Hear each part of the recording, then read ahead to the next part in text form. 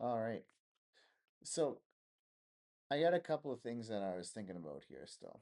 Now, I know that you guys probably have heard of Neuralink. So Neuralink, just quick recap, is basically a piece of technology that's being developed that integrates with your brain and connects it to a computer. So we call this a BCI, a brain-computer interface still, right? Um, so a brain-computer interface is basically something that like right now is only being used as like an input to the computer, right? So that means it's taking the output from your brain and using it as an input to the computer. So, simple example of this is like, let's say you have a computer, it has a keyboard and a mouse, right? Those are the controls, right? Like those are the input methods for the computer. Now, you'd be replacing the keyboard and the mouse with your brain, right? So if I think A, and then it's going to press the button A, and I think B, and it's going to press the button B, and I think move left, right key, left key, up key, down key, fucking, all that, right? So, anyways, basically, that is an interesting piece of technology. Now, there are a few different areas where I think that this is going to evolve into that are really interesting.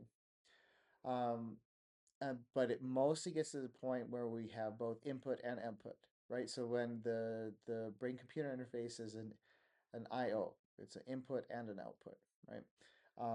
Not only just output only. Because when you can input, that means you can receive information, right? And that information can take a lot of different shapes, right? Um, so if you've ever seen the movie called The Matrix, you see the scene where Neo is like, "Oh, I learned kung fu," right? And like, sure, that's like one thing, right? But I think they could completely revolutionize how communication happens between humans, right? Um, so the concept of language, I think, would change entirely, right? Because if we're thinking about like nonverbal communication, um, you wouldn't necessarily like, let's say like I have like an advanced BCI with IO capability, and so do you, and we're connected, through a network, right? So I have the ability to share my thoughts with you, and you have the ability to receive my thoughts into your brain, and then vice versa. You can share your thoughts, and then I can feel that. Now, to what level or what granularity those that sharing actually is going to um, like what form that's going to take could be very interesting still. Um, because it wouldn't necessarily have to do anything with language, right? Um, like let's say like I'm thinking like, oh, okay, that pie looks delicious, right? That piece of apple pie on the table looks delicious, right? Um, I could convey that thought to you, and you might not even be able to speak English, but you would immediately understand that I'm looking at the pie and I'm thinking that it's delicious, and the message that I want to send to you is that I think that pie is delicious, right? Or whatever it happens to be, right? Um, so that would completely eliminate like language barriers, basically, right? In theory. Another idea that could really, I think, completely revolutionize sort of like the human communication experience would be the direct sharing of emotions, right? So right now, if you want to share how you are feeling, um, some of the best ways to do that are through art at this point, right? Like through like a piece of music or a movie, acting or art, like literally like a painting or something, right? Like that's a way to like convey your emotion, right? Or using some kind of like like body language or your speech, like crying or shouting or whatever, right? But even then, like there's not any guarantee like that's going to hit home, right? Like the other person still might not understand how you're feeling, in spite of your best efforts, right? Um, and this can be really interesting because let's say I'm feeling sad, okay, right? And then if I'm connected to somebody else again using this sort of brain computer interface with an input output, right? And we're connected over a network and they've got the same thing and they can have an input output. I'm going to express my feeling of sadness, right? And then they're going to receive that feeling of sadness and they're going to feel the exact same feeling that I have, right? Uh,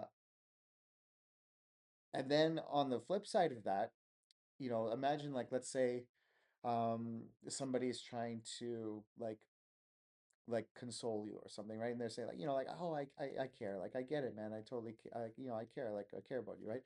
And as it stands now, somebody who's in a lot of distress, they might hear those words and it might ring hollow for them, right? Like it just might not really register. They might think like, yeah, like, I don't believe you. So like, ah, it's like you're not sincere or whatever. And even though that person might really deeply, truly care, right? Just like the words themselves are probably not enough to really express that, right? Or they might not be believed, right? But that if that feeling of like caring could also be transmitted as well too, right? So kind of like it would unlock like a completely different level of empathetic understanding between humans, that's currently not possible with verbal communication, or written or otherwise still, right? Um, yeah, there's not anything that we have right now that would be at the point where you could literally feel the other feelings that the other person has, right? And you think about like at a societal level, if that kind of technology scaled up where everyone could literally feel the other person's feelings and then communicate in a nonverbal way that transcended language barriers. Imagine, just imagine like what the world would be like with that kind of a capability still, right? Um, Imagine how many conflicts could be avoided, like on all kinds of different levels still, right? Like from your basic personal, one-to-one sort of misunderstandings to, very large scale, societal type of issues. So I think that's a really, really fascinating sort of concept. And it's something that we'll probably be able to witness in relatively short order still. When you're looking at the progress that's being made in the brain computer interface sort of realm still, right? And it goes beyond just Neuralink as well, too. I mean, there are other startups that are doing more non-invasive types of brain computer interfaces where rather than using metal rods that stick into your brain, which can be somewhat destructive still, right? Even if they're thin rods, it's still causing damage to the brain by sticking a piece of metal in it, right? This would be replaced by instead a synthetic brain cell that's connected to an electrode that's like, yeah, basically like it would grow onto your brain. It sounds freaky, I know, but you just bear with me still, right? So the idea is that like it's growing synthetic lab brain cells, right? That connects the brain computer interface, like the electronic component, through synthetic brain cells to your actual brain. And then if you actually want to remove it or you want to like undo sort of like the implant, you could just take some medicine and it would dissolve the synthetic brain cells and you could remove it. So it's a lot like easier to reverse the process as well too.